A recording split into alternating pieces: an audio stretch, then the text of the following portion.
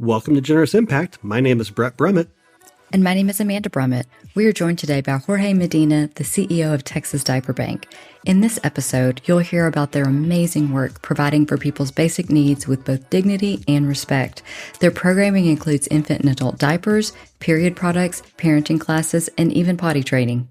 Well, Jorge, thank you so much for being here with Brett and I today. We really appreciate your time.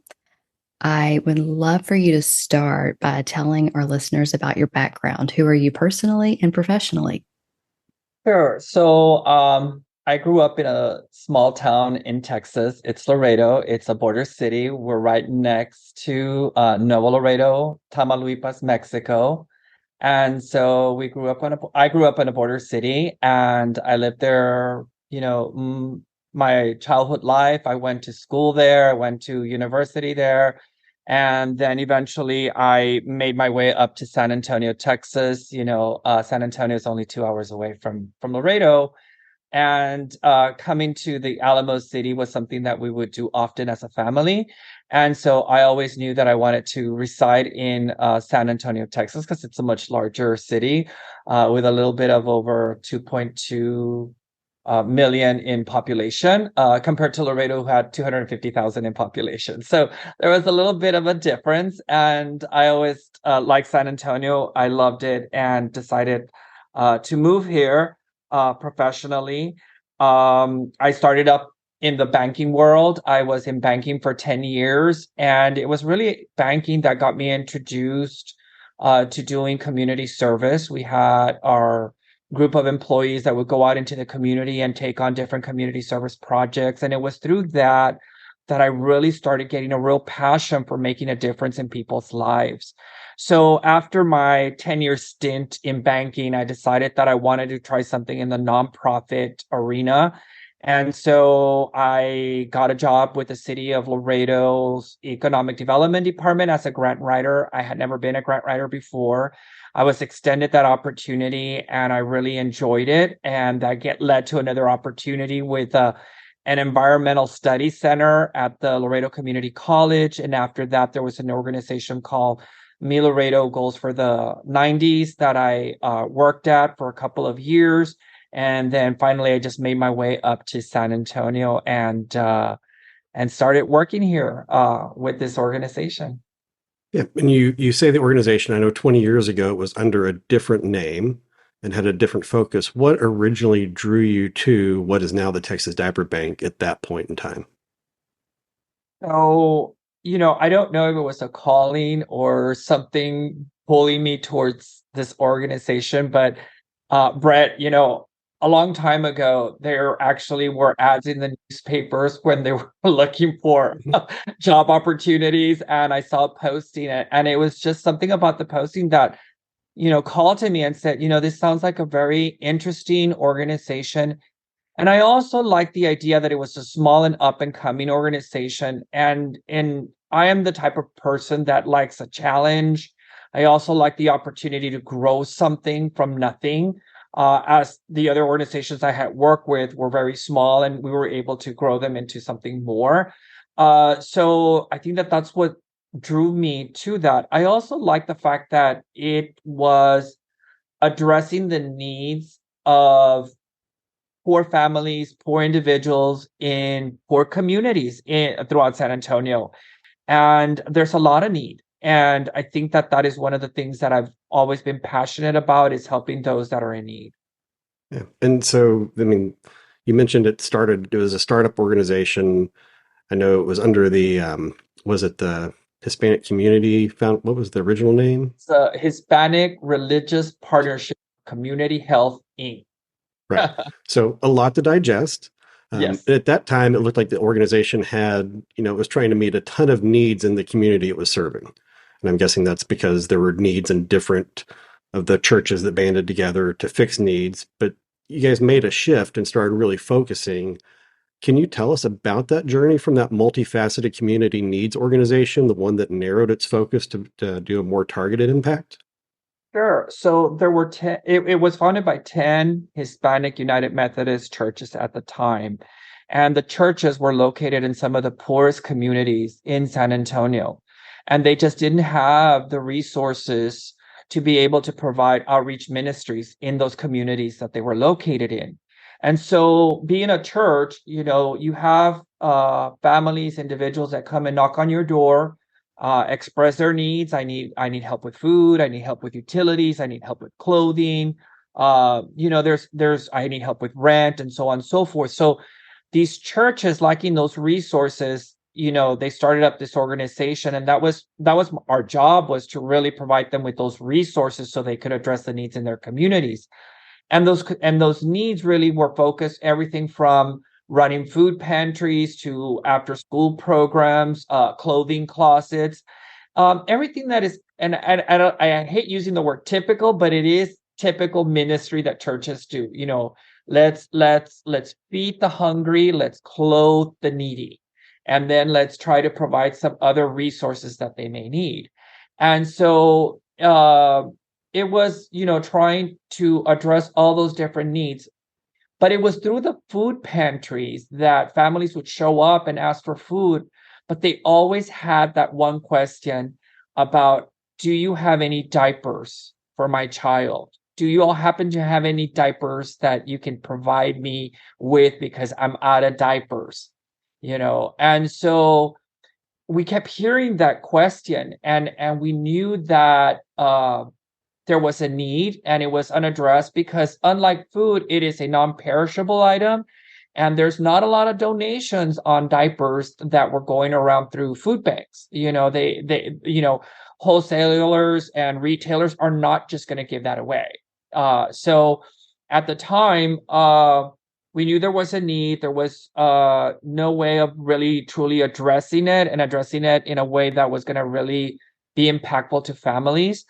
But I'll tell you a story that really was the moment when we said we really are going to take it on as a mission. And it was back in the day, there was a resource guide that was provided by United Way, and if someone would show up and had a need, we would reference this guide and we would refer them to another organization to address those needs. So a young mom shows up with her newborn baby and she needed diapers. Our intake specialist referred her to a clinic that was located several miles away from the location where we were at. And so at the time, the mom didn't have transportation. So trying to be helpful, we gave her 2 bus passes, put her on a bus, and off she went to go get this help. 2 hours later, she was back at our office and she asked for me, the CEO, and she said, "I want to talk to your CEO." And she, made it a point to talk to me, because she said, "I want to let you know what happened. I got on this bus with my new baby. I rode the bus for about an hour. I get to this place where you referred me to, and do you know how many diapers they gave me?" She raised up her hand and she showed me 2 fingers, and she goes, "2 diapers. That's all I got, and I've already used them up." She said, "If you really want to help families, you really need to think about doing something better." And that really pulled at my heartstrings. And I'm just one of those persons that if you challenge me in that way, I'm going to try to figure it out. So I sat down with the staff at the time, and I say the staff, and that's just really just 2 other people in the room. And we sat down and we started having a conversation about, well, what are actually nonprofits doing to address this need? There's a whole list of organizations that say they provide diapers, but if people are going over there, what's really happening when, all that these organizations are able to do is give them 2 diapers? So what we found out is simply they relied on donations, and they would ration out those diapers because all they could do was provide them on an emergency basis. Mm. So I thought, we just got to do something better. And that's what led us to start off a diaper bank, a diaper program. It wasn't a diaper bank at the time. It was a diaper program. And so we got a grant, and our goal that year was to be able to distribute diapers to 500 children. But by word of mouth, it grew, and we end up serving 1,500 children by the end of that year. So we knew we were on to something. Yeah, and so through that change, obviously you were super instrumental. I mean, it came with a face-to-face challenge, essentially. What kind of opposition as you guys shifted from that to really honing in on the diaper need? Like, did you have organizational or donor opposition during that transition you had to work around? Once we made the decision, and it was really something that I was very passionate about, and I think that passion can be Yeah. contagious. And so once we started to meet with the board at the time, and these were pastors from the church and lay people from the church, from the different churches at the time, and we had a couple of community members too. We started having a discussion of where we really wanted to make an impact, and if we really wanted to make an impact, we needed to address those needs that were not being addressed. We knew that there were other churches and other organizations that already had food pantries, that already had clothing closets.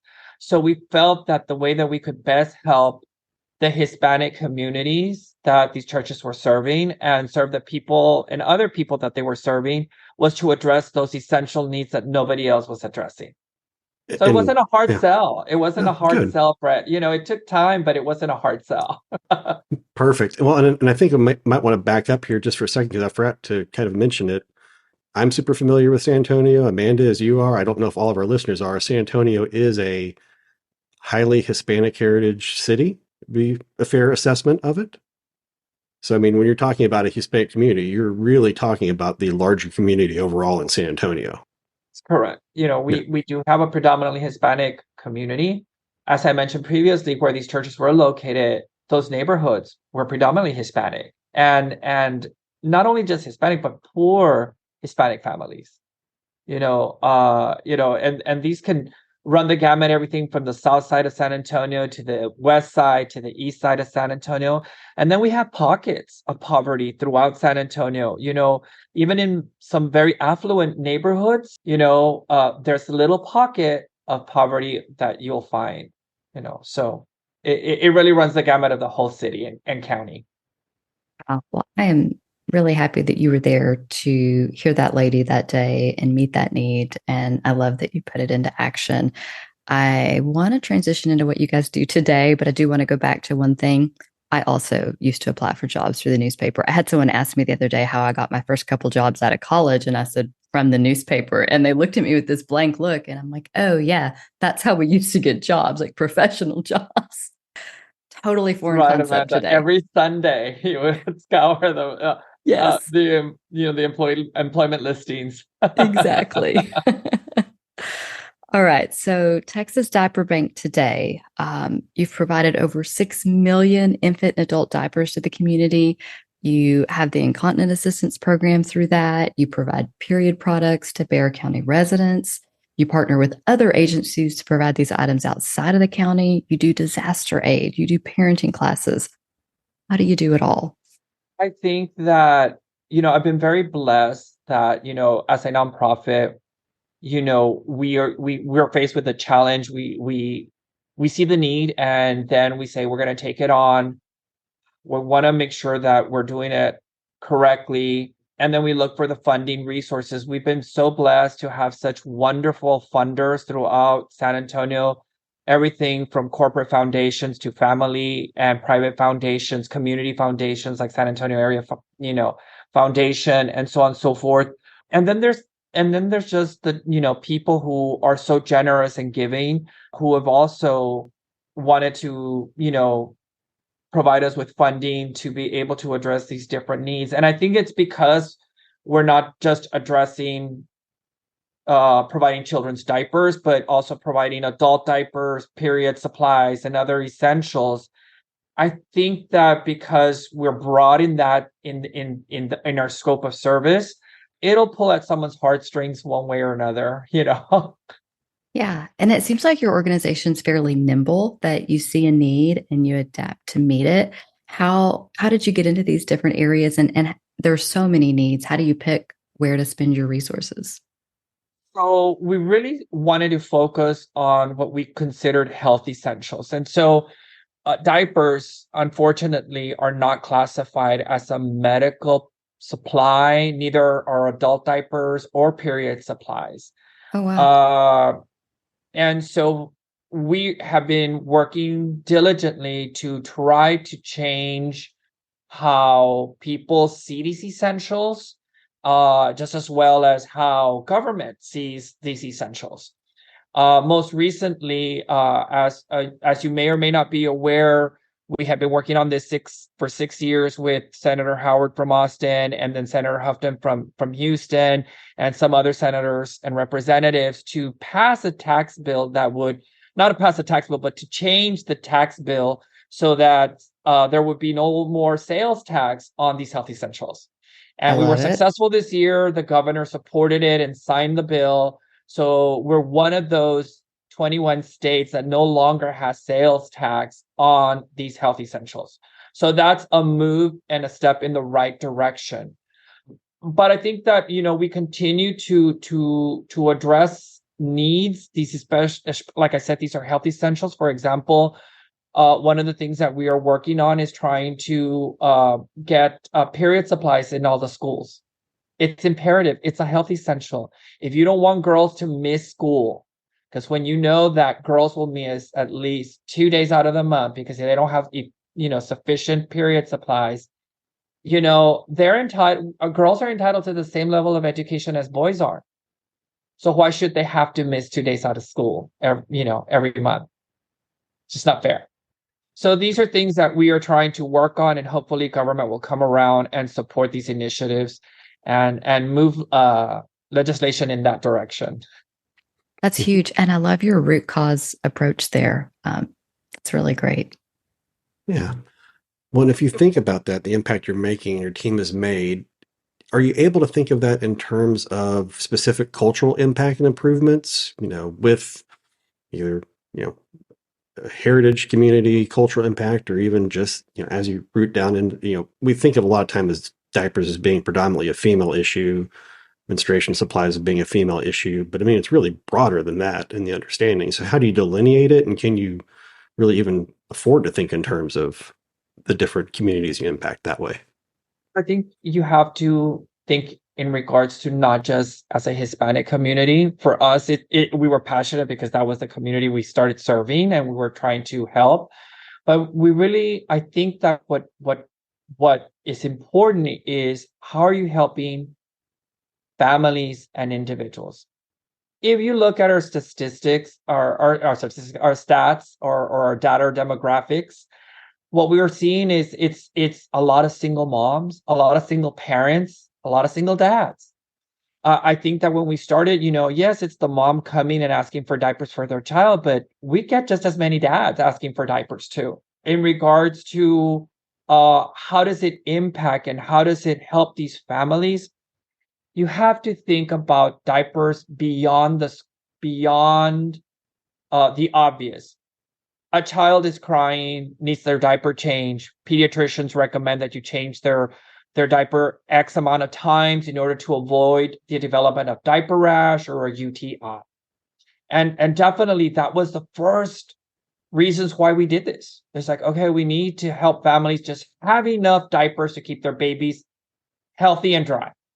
But as we looked at research, and we've been involved in some other research, we looked at that it's more than that. A diaper was necessary in order for parents to bond more with their child.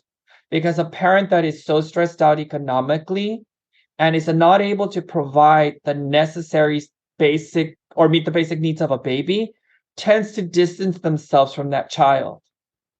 So it's creating that stress within the family, and families are not bonding, and parents are not bonding with that child. They rather distance themselves because they feel that they're an inadequate parent.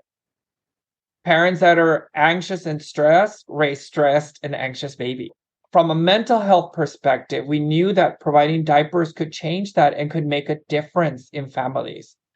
We also looked at from an economic perspective. Imagine a family that's struggling.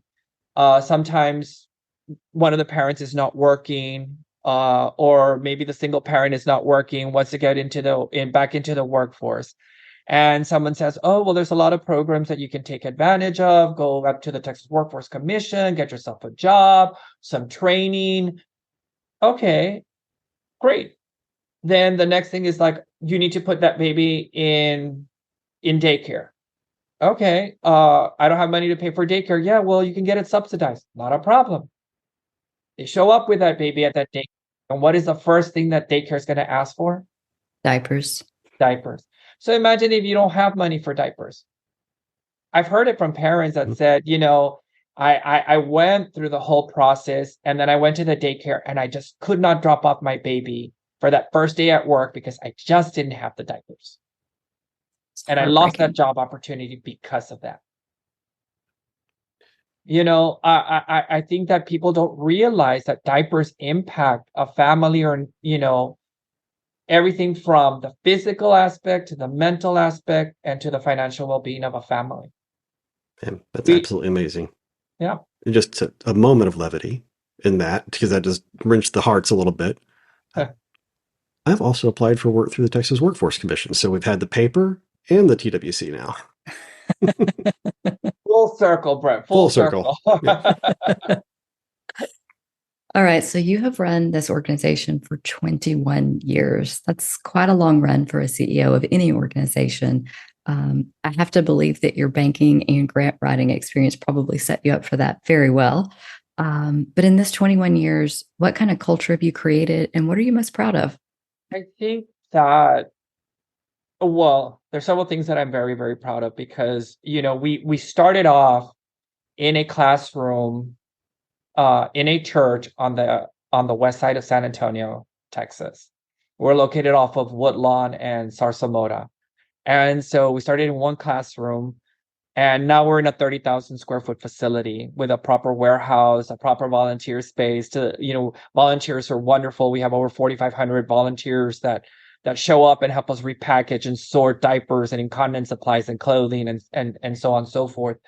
But the support that we've been able to grow from the community and being able to address this need.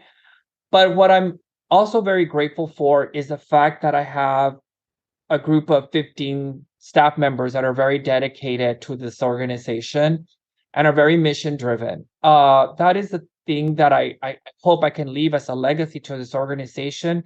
It's about really trying to serve with dignity and respect to the people that need our help.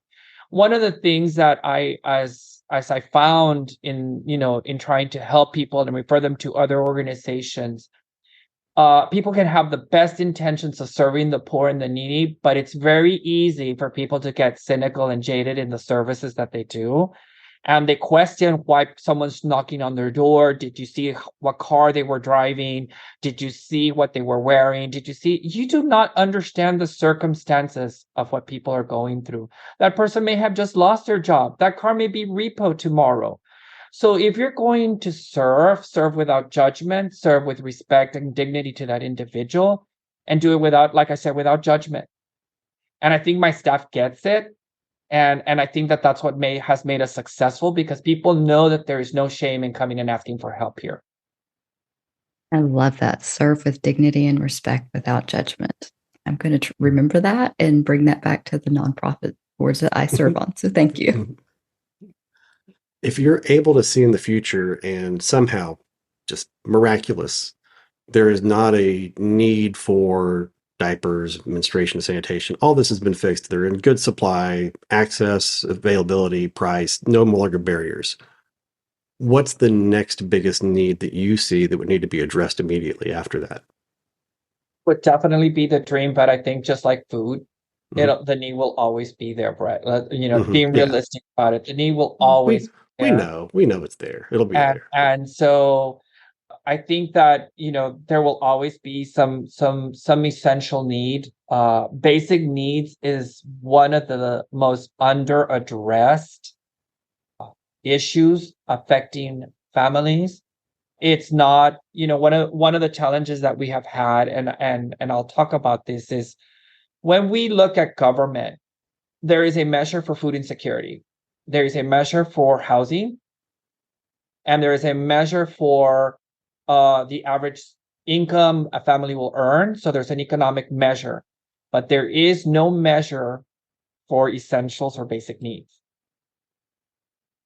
And that is a big hurdle that we have to get over, because if we do not get government to recognize that that is something that needs to be addressed and should have a measure, it will never be it'll never be looked upon as a real need. Like I said, it is a health essential. It's not just, a luxury. Like I said before, period supplies were classified as a luxury, Yeah, which is crazy. Wow. right? Crazy. I I mean, beg to differ. yeah, Exactly. yeah, So I think that there's some work that we need to do, especially in that arena. I think that one of the issues right now that just as basic needs that I think that government needs to address, and I think that we're seeing it all across America and especially in some areas, is the homeless issue. For us, it's one of those that goes hand in hand with essential needs. If you're homeless, you probably have essential needs and you're probably hungry. So it's, 1 + 1 + 1 + 1, equals poor, Yeah, those are all very worthy goals. Yeah. So, Jorge, you spend a ton of time helping others, and you've been doing this for a long time. It's not like this world is new to you, but you have a smile on your face and you have such a positive attitude. What do you do to keep your emotional bank full so that you can keep giving to others? Oh, my staff will tell you that maybe I'm not the most typical CEO in the sense that I really am one of those, I consider myself a little bit more right brain than left brain. Even though I was in banking, I really have Right? a What? yeah, I'm very creative and I try to think outside the box. Our logo is something I designed on a napkin, and so the name, I just thought of it, in less than a second. And so, it's something that helps keep me motivated and growing, is to keep that creative nature in me, uh, you know, excited, but also laughter. In our office, we laugh a lot. We smile, we laugh, we keep a sense of humor, because what we do, and especially like my intake specialist, I mean, I tell them, I know the work you do is hard. When I started in banking, I was in customer service, and if you're answering phones or you have the person in there yelling at you because you did something happened with their account or whatever, it's very easy to just get in a bad mood and be in a bad mood, and then you burn out and then you walk away. Or, like I talked about, being cynical and jaded. It happens in this industry, especially with social workers. You have to keep some levity in the work that you do, because if not, it's going to drown you. The stories, the need, it'll drown you, and like I said, it'll lead to burnout, very easily. yeah. So when you think about that in your team, are there warning signs or tips you could give others that are trying to keep their teams from having the compassion fatigue, or like there's things you go, oh gosh, this mood is setting in. I'm hearing these words. This is an attitude that's becoming pervasive. Do you know when to bring the levity in or when you need to interject those items? For us, I really think that, yes, as directors or bosses, whatever you want to call us, managers, we have a responsibility to keep our finger on the pulse. It's not all just about, you can make it all about the clients and all about the work, trying to meet numbers and outputs and inputs and all that other Mhm. fun stuff as managers we do. But I think that you also have to understand that it takes people.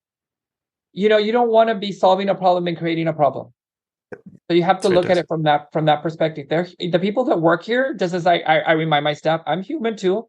I mean, I have great ideas, I have bad ideas. They're not all gems. But we do our best. And that's all we can do. I said I expect nothing more than your best, and that's it. And just, we also, have are right now in the process of adding on mental health days, at least, and so everyone can just take a little bit of break. COVID happened and it really changed how we see work. We realized that you don't have to be in the office, 5 days out of the week. But when I started this organization, one of the things that I did is that we created hours so that on Fridays, especially the intake specialists can leave by midday, so that they can disconnect and have a longer work week. I also encourage staff not to work more than their 40 hours. I'm like, we try not to ever have to work more than 40 hours, uh, because that's just going to lead to burnout. Mhm. That's so fantastic. Just to, I mean, again, don't cause a problem when you're fixing a problem. Just Yeah. sticking to that root philosophy is amazing. So Exactly. So, Jorge, what is next for Texas Diaper Bank? So right now we're in the process of trying to uh, refine our programs and make them better.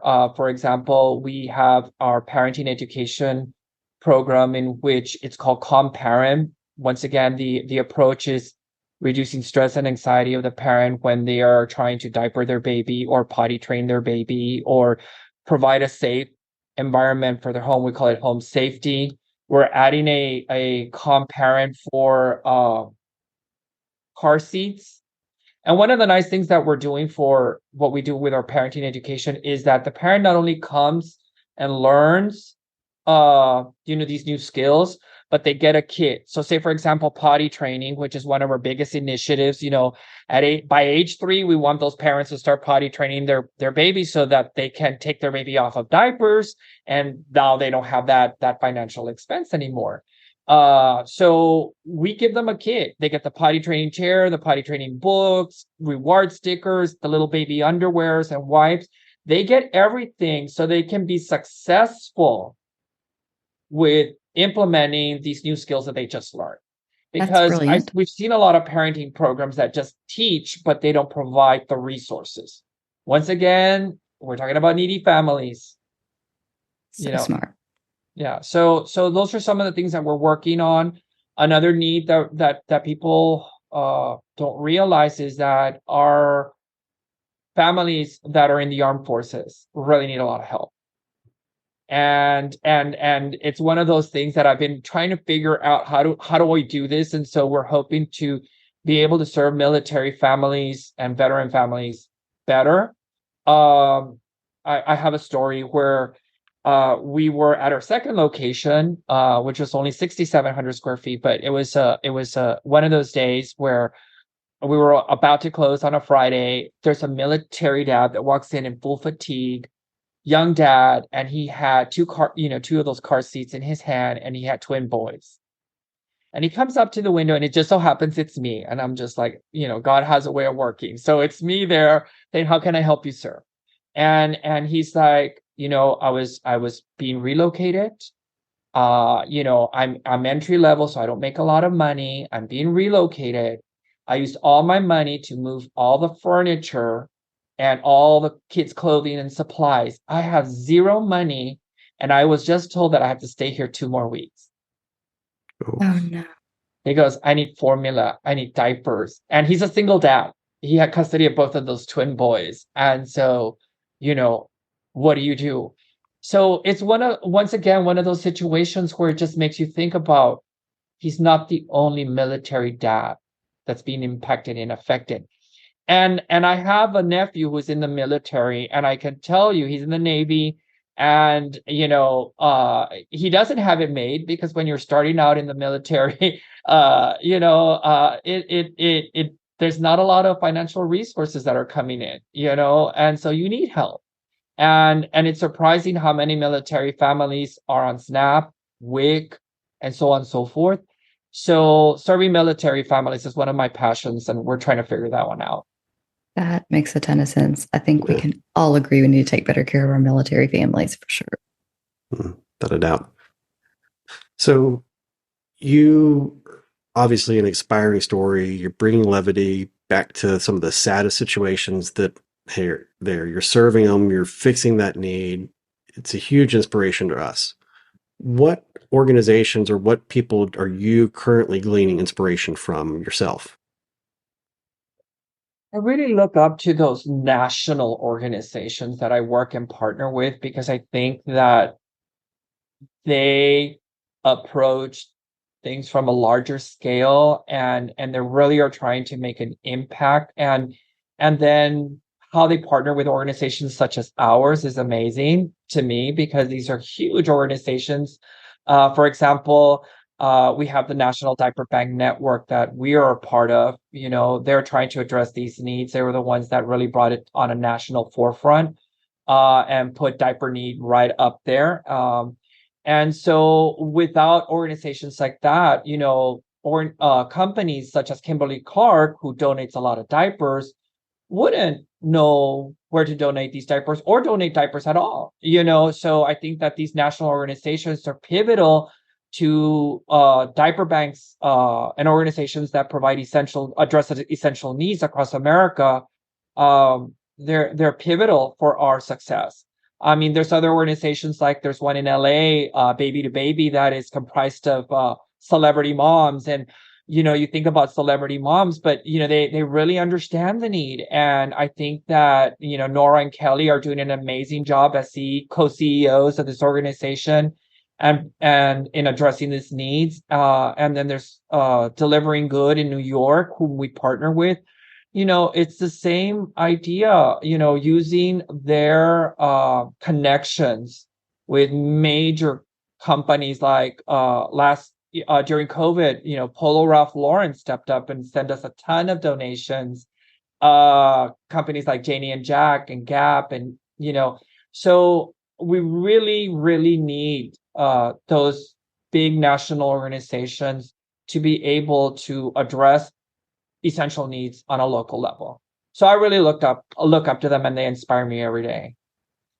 That is awesome. Well, thank you so much for your time. We really appreciate you. We appreciate what you do. And if there's anything you haven't asked for us or our audience, please lay it on us. I just say thank you. And if anybody is interested in more information or making a donation to our organization, our website is texasdiaperbank.org, and everything can be found with a click of a button. Perfect. Thank you. Thank you. Wow. Well, I expected to learn a lot about the needs around diapers and period products, which we did, but the heartfelt lesson around how to give back with dignity and respect without judgment really touched my heart. And all of Jorge's great advice around the culture of their organization is inspiring. From keeping things mission-driven to ensuring people have adequate time off work to laughter in the workplace, it's all something we can apply in our organizations. If you want to learn more about this amazing company, you can find them at texasdiaperbank.org.